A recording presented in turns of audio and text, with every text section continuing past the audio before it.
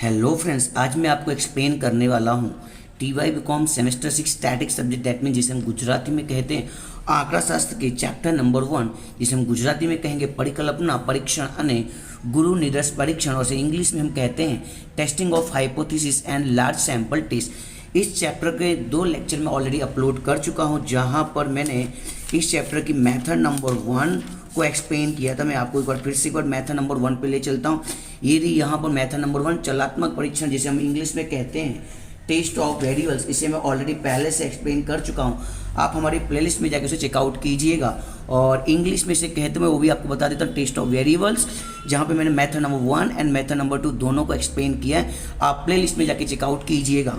और आज मैं आपको एक्सप्लेन करूँगा इस चैप्टर की मेथड नंबर 2, जिसमें भी 2 डिपार्टमेंट, जिसमें से आज मैं मेथड नंबर 1 एक्सप्लेन करने वाला हूँ, जिसे हम गुजराती में कहते हैं गुणात्मक परीक्षण और इंग्लिश में कहेंगे टेस्ट ऑफ एट्रीब्यूट्स, जिसमें से मेथड नंबर 1 है सफलताना प्रमाणनी सार्थकताનું परीक्षण, और इंग्लिश में कहेंगे हम test of attributes, test of significance of proportion. यहाँ पे आएगा, ध्यान रखना, very important point, proportion word लिखा होगा ऑफ सक्सेस। आई होप आप समझ गए होंगे आज मैं क्या एक्सप्लेन करने वाला हूँ। तो सबसे पहले इस मेथड को सीखने के लिए हमें सिंपल कुछ स्टेप्स को फॉलो करना है। तो यहाँ पर मैंने वो स्टेप्स लिख के रखे हैं, आपको इन सभी स्टेप्स को फॉलो करना है। तो यहाँ पर लिखा है गुणात्मक परीक्षण, दैट मीन्स हमारी मेथड का नाम, जो अभी आपको एक्सप्लेन किया है। यहाँ पर आपको क्या क्या सीखना होगा। एक तो सबसे पहले यहाँ दिया होगा सैंपल प्रोपोर्शन, यानी कि निदर्श प्रमाण दिया गया होगा, जिसे हम दर्शाएंगे स्मॉल p के द्वारा, और वहाँ पे x को डिवाइड करना है m से। यानी यहाँ पर कुछ कंपैरिजन करना होगा, कुछ क्वालिटीज़ दी होंगी। लाइक एग्जांपल मैं आपको कहना चाहता हूँ, सपोज स्कूल के अंदर टोटल 1000 टोटल लोग हैं, 1000 में बॉयज़ कितने हैं और गर्ल्स कितने, दैट मीन्स यहाँ पे कुछ क्वालिटी का कंपैरिजन करना है। दैट मीन्स वहाँ पर यहाँ पे कहीं पे एवरेज या फिर मीन ऐसा कोई वर्ड लिखकर नहीं आएगा, जो कि मेथड नंबर 1 में लिख के आता था। एवरेज लिख कर आता था, सरेराश लिख कर आता था, स्टैंडर्ड डेविएशन, प्रमाणित विचलन लिख कर आएगा। ये सब वर्ड यहाँ पर नहीं लिखे होंगे, तो समझ जाने का मेथड नंबर 2 यहाँ पर आ चुकी है। आई होप आप समझ जाएंगे मेथड ये किस तरीके से हमें यूज करना है। तो सबसे पहले आपको यूज करना होगा यहाँ पर सैंपल प्रोपोर्शन, यानी कि निदर्श तपास, जिसे स्मॉल p के द्वारा दर्शाया जाएगा, जिसका फॉर्मूला है x/n। सेकेंड आपको सॉल्व करना होगा यहाँ पर पॉपुलेशन प्रोपोर्शन, जिसे हम गुजराती में कहते हैं समष्टि प्रमाण। इसे दर्शाएंगे हम कैपिटल P के द्वारा। बाई चांस सम के अंदर कैपिटल P नहीं दिया होगा तो आपको एज्यूम करना होगा, मानना होगा 1/2, अदरवाइज 50%। अगर नहीं दिया होगा तो गुजराती में मैंने लिख के रखा है ना पे लो। और इसके बाद हमारे सिंपल स्टेप जो आपने पहले से रीड करके रखे थे, step number 1 difference, small p में से कैपिटल P आपको माइनस करना है। अब यहाँ पे कैपिटल P की बात कर रहा हूँ, बाई चांस यहाँ पर हमें नीड होगी कैपिटल Q की। जब अपने पास कैपिटल Q नहीं दिया हो तो कैपिटल P की हेल्प से हम सॉल्व कर सकते हैं कैपिटल Q। कैसे सॉल्व करना है, 1 में से कैपिटल P को आपको लेस कर देना। आई होप यहाँ पर Q कैसे सॉल्व किया जाएगा आप वो भी समझ गए होंगे। स्टेप नंबर 3 यहाँ पर आएगा, sorry step number 2 standard error प्रमाणित दोष रूट में PQ/n, आगे एक्सप्लेन किया है। स्टेप नंबर 3 ZC, यहाँ पे Z कैलसी निकालना होगा, डिफरेंस अपॉन में स्टैंडर्ड एरर। स्टेप नंबर 1 जो है वो हमारा डिफरेंस यानी कि तफावत, उसे आपको यहाँ पे कट कॉपी पेस्ट करना है और डिवाइड करना है स्टैंडर्ड एरर यानी कि प्रमाणित दोष से, स्टेप नंबर 2 के द्वारा। स्टेप नंबर 1 एंड 2 का यूज करेंगे तो हमें मिल जाएगा स्टेप नंबर 3। आई होप यहाँ पर स्टेप नंबर 3 कैसे आने वाला आप समझ गए होंगे। स्टेप नंबर 4 ZT, ये तो आपको सॉल्व करना होगा। और ZT जो कि बड़ी इंपॉर्टेंट पॉइंट है, यहाँ पे हमारे सवाल में 1%, 5% और 10% दिया होगा। तो मैंने आपको लेक्चर नंबर 1 में सब कुछ एक्सप्लेन किया है, आप हमारी प्लेलिस्ट में जाके चेकआउट कीजिएगा, कब हमें 1% लेना है, कब हमें 5% लेना है, कब हमें 10% लेना है। जब कुछ नहीं कहा गया होगा तो बाय डिफॉल्ट आपको हमेशा कितना लेना होगा, 5%, बट उसके अंदर भी 2 टेल वर्ड होगा और 1 टेल वर्ड लिखा होगा। तो 1 टेल कब लेना और 2 टेल कब लेना मैंने आपको समझा दिया था। जब ऐसे कोई वर्ड्स दिए गए हों तो आपको हमेशा 1 टेल लेना है, और जब कोई वर्ड्स नहीं दिए गए तो आपको हमेशा 2 टेल लेना है। आप हमारा लेक्चर नंबर 1 ध्यान से देखिएगा, वहां पे मैंने अच्छी तरीके से उसे एक्सप्लेन किया है, राइट ना। अब हम यहाँ पे कंपैरिजन करने का ZC और ZT के बाद आपको यहाँ तो एक्सेप्टेड लिखना होगा या तो आपको रिजेक्टेड, यानी कि स्वीकार और अस्वीकार। हम प्रैक्टिकल सम सॉल्व करेंगे तो आपको पता चल जाएगा। तो आज मैं आपको एक प्रैक्टिकल सम सॉल्व कराने वाला हूँ इसी मेथड का, सम नंबर 30। आई होप यहाँ पे आपको सम नंबर 30 दिखाई दे रहा होगा। एक सिक्का ने 400 वक्त उछालता 160 वक्त छाप मळे छे, यानी कि आपने 400 टाइम उसको टॉस किया है, जिसमें से 160 टाइम्स आपको छाप मिला हुआ है। तो फिर लिखा है ते सिक्को दोष रही छे कि केम तपासो, यानी इसे आपको चेक करना है। मैं इसे इंग्लिश में भी एक बार रीड करता हूँ, बिकॉज ऑफ हमारा लेक्चर इंग्लिश, हिंदी, गुजराती सभी लोगों के लिए काफ़ी हेल्पफुल है। A coin was tossed 400 times and head was obtain 160 times. 400 time आपने टॉस किया जिसमें से 160 बार हेड आया हुआ है, राइट ना। Can the coin be regarded as बिहार, यानी इसे आपको सम को सॉल्व करना है। तो ध्यान रखना है 400 बार उछाला गया है जिसमें से 160 बार हेड मिला, यानी कि छाप मिला हुआ है। तो हमें सबसे पहले यहाँ पर मैंने ऑलरेडी पहले से लिख के रखा है क्वेश्चन नंबर 30, और मैं आपको होमवर्क में अभी से दे दे रहा हूँ, बाई चांस मैं भूल जाऊँ तो। सम नंबर 27 आपको लगाना है, और गुजरात यूनिवर्सिटी 2009 का सम भी आपको सॉल्व करना है, जो कि आपकी बुक में 41 पे गिवन होगा। सबसे पहले यहाँ पे आपको सॉल्व करना होगा एन। तो यहाँ पे सिक्के को कितनी बार उछाला गया है सर, यहाँ पर कॉइन को टॉस किया गया था 400 टाइम, तो आपको एन इज इक्वल टू मिल चुका है यहाँ पर 400, जिसमें से हेड यानी कि छाप कितनी बार आया हुआ है सर, टोटल छाप आया था हमारे पास, यानी कि जिसे हम एक्स के द्वारा दर्शाएंगे, कितने टाइम आया हुआ था सर 160 टाइम्स, राइट ना। तो सबसे पहले एन और एक्स की हेल्प से हम क्या सॉल्व करेंगे, निदर्श प्रमाण यानी कि सैंपल पॉपुलेशन स्मॉल पी ढूंढ लेंगे। तो यहाँ पे स्मॉल पी का फॉर्मूला लिख देता हूँ, P is equal to X upon में एन। आपके पास एक्स की वैल्यू कितनी है 160, एन कितना दिया हुआ है 400। कैलसी आपके पास है, आप कैलसी यूज कीजिएगा। 160 को आप डिवाइड कीजिए 400 से, तो आपका आंसर आ जाएगा यहाँ पर 0.4। तो आप यहाँ पे राइट डाउन कीजिए सबसे पहले 0.4, यानी कि आपको मिल जाएगा स्मॉल पी 0.4, राइट ना। और उसके बाद हमें सॉल्व करने को कहा गया था पॉपुलेशन प्रोपोर्शन, यानी कि निदर्श प्रमाण, जिसे हम दर्शाएंगे कैपिटल पी के द्वारा। बट यहाँ पर कैपिटल पी कहीं पे भी नहीं दिया था, यहाँ पे कहीं पे भी आई होप आपको कैपिटल पी नहीं दिखाई दे रहा है। सम नंबर 30 के अंदर कहीं पे भी कैपिटल पी नहीं है, तो मैंने आपको समझा दिया था। तो कैपिटल पी हम क्या कर लेंगे सर, एज्यूम कर लेंगे, कितना हमेशा 50%। तो P इज इक्वल टू मैं लिख देता हूँ यहाँ पर 0.50। आई होप यहाँ पे P इज इक्वल टू 0.50 क्यों लिखा है आप समझ गए, बिकॉज ऑफ यहाँ पर नहीं दिया गया था। अब फॉलो करेंगे simple steps. Step number 1, difference यानी कि तफावत। स्मॉल p में से कैपिटल P आपको लेस करना है। तो हमारे पास स्मॉल p की वैल्यू कितनी है सर 0.4 माइनस कैपिटल P कितना है सर 0.5। ध्यान रखना इसे हम मॉड्यूल्स कहते हैं। क्या कहते हैं, मॉड्यूल्स का आंसर हमेशा पॉजिटिव होते हैं। हिंदी में से मानांक कहते हैं, गुजराती में से मानांक कहते हैं। अगर इनका आंसर माइनस में भी आए ना तो आपको प्लस करना है। तो 0.4 में से आपको 0.5 लेस करेंगे तो आपका आंसर देखो यहाँ पर माइनस में आ रहा है, पर आपको माइनस में नहीं लिखना है, आपको आंसर हमेशा प्लस में ही लिखना है। तो आपको यहाँ लिख देना है 0.1। तो स्टेप नंबर 1 कैसे सॉल्व किया आई होप आप समझ गए होंगे। फिर यहाँ पे सॉल्व करना है step number 2, standard error. Root में पी क्यू अपॉन में एन, तो मैं यहाँ पर वैल्यू रख देता हूँ। ये जो रूट में पी है वो कौन सा पी सर, कैपिटल पी है। तो कैपिटल पी की वैल्यू यहाँ पर हमारे पास कितनी थी सर 0.5 आपने एज्यूम किया था। मैं यहाँ पे राइट कर देता हूँ 0.5। अब हमारे पास P है पर क्या नहीं है, Q नहीं है। तो मैंने आपको Q सॉल्व करने के लिए सिखाया था।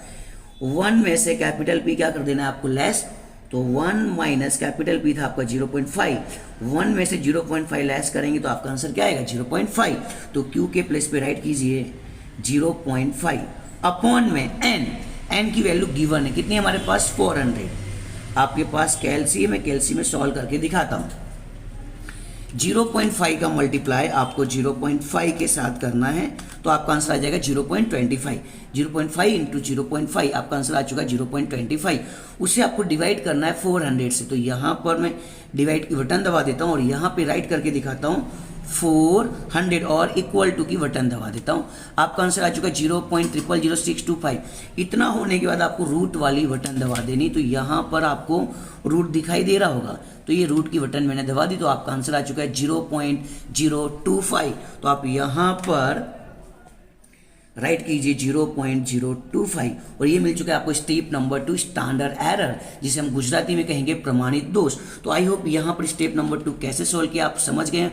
और आपका काफ़ी लवली सपोर्ट की वजह से हमारी क्लास में प्रेजेंट टाइम में 1.8+ ऑनलाइन फ्रेंड्स हो चुके हैं। तो आप अपना सपोर्ट ऐसे ही बनाए रखिएगा और अपने सभी फ्रेंड्स के बीच में लेक्चर शेयर कीजिए जिससे सभी को मैक्सिमम बेनिफिट हो सके। बिकॉज इट इज सैम 6 आपके लिए काफ़ी इंपॉर्टेंट है। यहाँ पर आपका रिजल्ट काफ़ी अच्छा बढ़ना ही चाहिए, राइट। राइट ना। फिर यहाँ पे आ चुका है स्टेप नंबर 3 जिसे मैंने नाम लिखा है ZC। फॉर्मूला क्या है, डिफरेंस अपॉन में स्टैंडर्ड एरर, तफावत भाग्य प्रमाणित दोष। स्टेप नंबर 3 हमें किसकी मदद से सॉल्व करना है सर, हमें स्टेप नंबर 1 और स्टेप नंबर 2 की मदद से सॉल्व करना है। तो हमारे पास डिफरेंस यानी तफावत कितना आ चुका था 0.1 और स्टैंडर्ड एरर प्रमाणित दोष कितना आ चुका है 0.025। तो आप यहाँ पे राइट कीजिए, डिफरेंस आपका था 0.1 डिवाइड में स्टैंडर्ड एरर, प्रमाणित दोष आपका कितना आ चुका है सर 0.025। Very awesome. अब हमें सिंपल क्या करना है सर, डिवाइड करना है। तो 0. यहाँ पर मैं लिखता हूँ 0.1 और डिवाइड कर देता हूँ 0.025 से, तो आपका आंसर यहाँ पर आ चुका है 4। तो आप यहाँ पे राइट कीजिए 4। तो ये सॉल्व हो चुका है आपका स्टेप नंबर 3 जिसे हम कहते हैं ZC, जेड का कैलकुलेटर। अब इतना सॉल्व होने के बाद अभी सवाल हमारा बाकी है, बिकॉज ऑफ बहुत कुछ करना है। अब आपको Z की वैल्यू मिल चुकी है 4, स्टैंडर्ड एरर प्रमाणित दोष मिल चुका है 0.025। स्टेप नंबर 4 में ZT हमें डिसाइड करना है कि ZT के लिए हम कौन से टेबल का यूज करें, 1%, 5%, 10%। तो यहाँ पर कोई भी वर्ड्स लिखे हुए मिनिमम, मैक्सिमम, क्लेम, ऐसा कोई भी वर्ड यहाँ पर नहीं लिखा है। वधुमा वधु, ऊंचा मोचू या फिर दावा, कोई वर्ड नहीं लिखा हुआ है। जब कोई वर्ड्स नहीं लिखे होते तो आपको हमेशा वर्ड्स आर नॉट गिवन, शब्दों ना आपके, तो आपको वाई डिफॉल्ट हमेशा 2 टेल यूज करना है। 2 टेल के अंदर भी हमेशा 5%, बिकॉज यहाँ पे लेवल ऑफ सिग्निफिकेंस भी नहीं दिया था। तो यहाँ पर मैं यूज करूँगा 5% और 5% के हिसाब से आपका जो ZT है वो कितना हो जाएगा 1.96। आपके पास बुक है, इसे आपको याद करना होगा, because of by chance exam में ना दिया हो। 5% का कितना है 1.96, तो मैंने भी यहाँ पे राइट कर दिया 1.96। अब ZC आपने सॉल्व किया था, कितना आया था 4, तो ZC के प्लस पे लिखिए 4। ZT आपने सॉल्व किया, कितना आ चुका है 1.96। अब डिसाइड कीजिए ZC जो है इसके कंपेयर में बड़ा है कि छोटा है सर, ग्रेट है, बड़ा है। जब भी ZC बड़ा होगा तो हाइपोथेसिस हमेशा क्या हो जाएगी सर, रिजेक्टेड। तो आपको यहाँ लिख देना है रिजेक्टेड, और गुजराती में कहते हैं अस्वीकार। आई होप यहाँ पे सम को मैंने किस तरीके से एक्सप्लेन किया आप समझ गए होंगे। एक सम मैं और सॉल्व कराऊंगा जिससे आपका कंसेप्ट और भी क्लियर हो जाए। अब मैं सॉल्व कराऊंगा आपको सम नंबर 28। तो यहाँ पर दिया है, in a sample 400 parts manufacturing by company the number of defective was to be 30। 400 parts में से 30 जो हैं डिफेक्टिव है, यानी कि खामी वाले हैं। एक बार मैं गुजराती में भी रीड करके दिखा देता हूँ। 400 एकम मध्ये 30 एकमों खामी युक्त है। आई होप आप समझ गए होंगे। द कंपनी हाउएवर क्लेम, देखो यहाँ पर क्लेम वर्ड लिखा हुआ है। जब भी कोई वर्ड आएगा तो हमें कौन सा टेल यूज करना होगा सर, 1 टेल यहाँ पर यूज होगा। और गुजराती में भी मैं आपको यहाँ पे रीड करके दिखाता हूँ। कंपनी दावो करे छे, ध्यान रखना यहाँ पर दावो वर्ड लिखा हुआ है, यानी यहाँ पर कौन सा टेल यूज होगा सर, 1 टेल यूज होने वाला है। और यहाँ पे लिखा है उत्पादन नो प्रमाण 5% है, दैट मीन्स यहाँ पे मात्र 5% दिया गया है। शू कंपनी नो दावो यथार्थ है, दैट मीन्स यहाँ पे लिखा है जो अपने पास प्रोडक्ट टू बी डिफेक्टिव है, टोटल कितना दिया हो 5% दिया, in that means capital P पहले से दिया हुआ है, यानी नहीं कि हमें कैपिटल P एज्यूम करने की जरूरत नहीं होगी। तो सबसे पहले मैं यहाँ पे राइट कर देता हूँ। हमारे पास x कितना था हमारे पास टोटल सर, हमारे पास x की वैल्यू गिवन थी, यहाँ पर कितने डिफेक्टिव थे सर 30 थे, टोटल कितने थे 400। तो यहाँ पर x की वैल्यू थी हमारे पास 30 और n था हमारे पास 400। तो सबसे पहले इन दोनों की हेल्प से मैं क्या सॉल्व कर लूँगा सर, हम सॉल्व करेंगे स्मॉल p, x अपॉन में n, 30 अपॉन में 400। आपके पास कैलसी, आप कैलसी यूज कीजिए। 30 अपॉन में 400, तो आपका आंसर आ चुका है यहाँ पर 0.075। तो आप यहाँ पे राइट कीजिए 0.075। आई होप आप समझ गए स्मॉल p कैसे सॉल्व किया है। और कैपिटल P ऑलरेडी पहले से दिया गया है। कितना दिया गया था सर, कैपिटल P की वैल्यू हमारे पास है ऑलरेडी पहले से, कितने परसेंट दिया हुआ 5%। तो मैं यहाँ पर 5 डिवाइड में 100 करूंगा तो आपका आंसर आ जाएगा 0.05।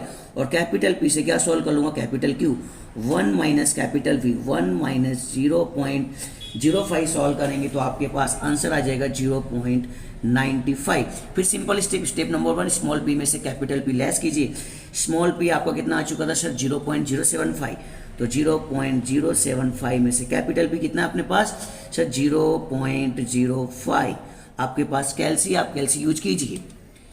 राइट करके दिखाता हूँ 0.075 माइनस 0.05, आपका आंसर आ चुका है 0.025। इसका आंसर हमेशा किस में लिखना है, पॉजिटिव में लिखना है 0.025। नेक्स्ट स्टेप नंबर 2 क्या लिखा हुआ है, स्टैंडर्ड एरर प्रमाणित दोष रूट में पी क्यू अपॉन एन। तो हमारे पास रूट में पी की वैल्यू कितनी थी, कैपिटल पी कितना था हमारे पास sir 0.05, very perfect, into capital Q कितना था हमारे पास 0.95, डिवाइड करना है आपको एन से। एन कितना था हमारे पास सर, एन की वैल्यू थी हमारे पास 400, तो आप यहाँ पे राइट कीजिए 400। आपके पास कैल्सी, आप कैल्सी यूज कीजिए 0.05 इंटू 0.95, डिवाइड कर देना है आपको 400 से, डिवाइड बाय 400 और रूट वाली बटन दबा दीजिए, तो आपका आंसर आ जाएगा यहाँ पे 0.0109। दिया तो एक नंबर बढ़ा दूंगा, तो यहाँ पर मैं राइट करता हूँ 0.0109। तो आई होप स्टेप नंबर 2 कैसे सॉल्व किया गया आप समझ गए होंगे। नेक्स्ट सॉल्व करता हूँ step number 3, ZC difference upon में स्टैंडर्ड एरर। किसकी हेल्प लेंगे, step number 1 and step number 2 की। स्टेप नंबर 1 के अंदर डिफरेंस कितना आ चुका था हमारे पास sir 0.025, divide by standard error प्रमाणित दोष कितना है, अभी हाल आपने सॉल्व किया था सर 0.0109। सिंपल हमें क्या यूज करना है सर, हमें कैल्सी यूज करना है 0.025 डिवाइड करना 0.0109, तो आपका आंसर आ चुका है यहाँ पर 2.29। तो आप यहाँ पे राइट कीजिए, ZC की वैल्यू मिल चुकी है आपको 2.29। अब यहाँ पे ZT डिसाइड करना होगा कि ZT में हमें लेना कितना है, 1%, 5%, 10%। तो यहाँ पर लेवल ऑफ सिग्निफिकेंस कुछ भी नहीं दिया है, तो बाय डिफॉल्ट हम क्या यूज करेंगे सर 5%। पर इसमें भी दो डिफॉल्ट है, 1% and 5% and 10%, 1 tail and 2 tail. तो यहाँ पर एक वर्ड दिया गया था, राइट ना, यहाँ पे वर्ड लिखा हुआ था, क्लेम शब्द लिखा था, गुजराती में दावा लिखा था। जब भी वर्ड्स आर गिवन, शब्द दिए गए होंगे, तो आपको हमेशा कौन सा टेल यूज करना है, 1 टेल। तो 1 टेल के हिसाब से आपको क्या यूज करना होगा 5% का 1.645। तो आप यहाँ पर राइट कीजिए 1.645, तो यहाँ पे राइट कीजिए। अब आपके पास ZC की वैल्यू आ चुकी थी, कितनी आ चुकी थी सर 2.29, और ये कितना आ चुका है 1.645। तो हमारा ZC क्या है सर, बड़ा है, तो यहाँ पे साइन कीजिए बड़े की। जब भी हमारा ग्रेटर देन आएगा तो हाइपोथेसिस क्या हो जाएगा सर, हाइपोथेसिस हो जाएगा रिजेक्टेड, और गुजराती में कहेंगे अस्वीकार। आई होप आप समझ गए होंगे मैंने किस तरीके से एक्सप्लेन किया है। पूरा लेक्चर आपने एंड तक देखा होगा एंड 100% आपकी ये मेथड माइंड में सेट हो गई होगी। मिलते हैं नेक्स्ट लेक्चर में। Thank you very much.